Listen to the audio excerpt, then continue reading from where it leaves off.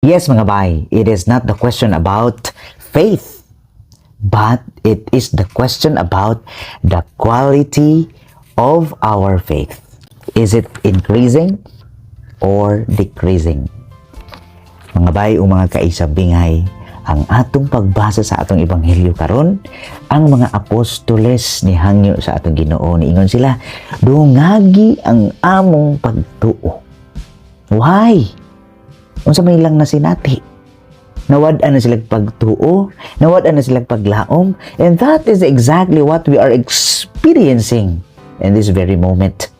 Sa panahon karon, with the advent of technology, kadaghanan, wala na pagtuo. Or di ba kaha, nalingla na. Or ang ilang pagtuo, they are decreasing in faith. Ang subuan ni, kay daghanang wa na'y pagtuo. As if they don't need God anymore in their lives. Mga bayog, mga kaisabingay, ingon si Kristo, ang pagtuo nato sama gayud unta sama sa liso sa mustasa. No? Kung magsugod kini sa pinakagamay, mutubo ug mulambo kini hangtod mahimo siyang pinakadako nga kahoy sa tibuok kalibutan. Mga bayog, mga kaisabingay, diya sa atong pagtuo, diya sa atong pagsugod sa pinakagamay, dili unta kita muundang sa pagtubo taliwala sa kalisod.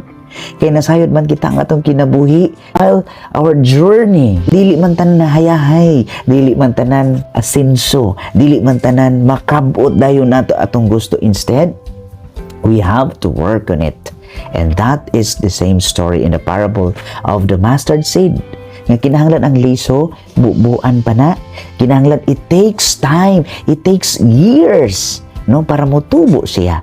So the next question is that consistency. Ang ato ang perseverance sa pagpadayon taliwala ni ining kalisod sa kinabuhi.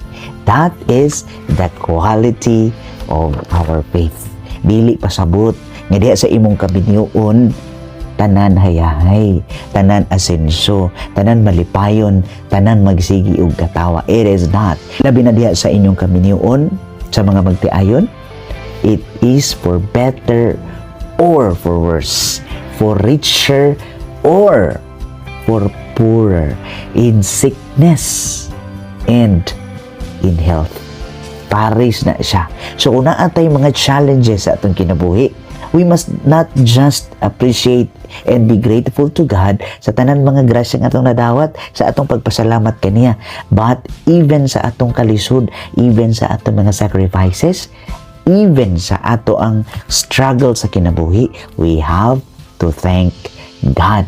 Ginaot unta ang imong pagtuo, imong ma-assess karon that we must ask the Lord to increase our faith every day of our lives, because it is first and foremost a grace from God.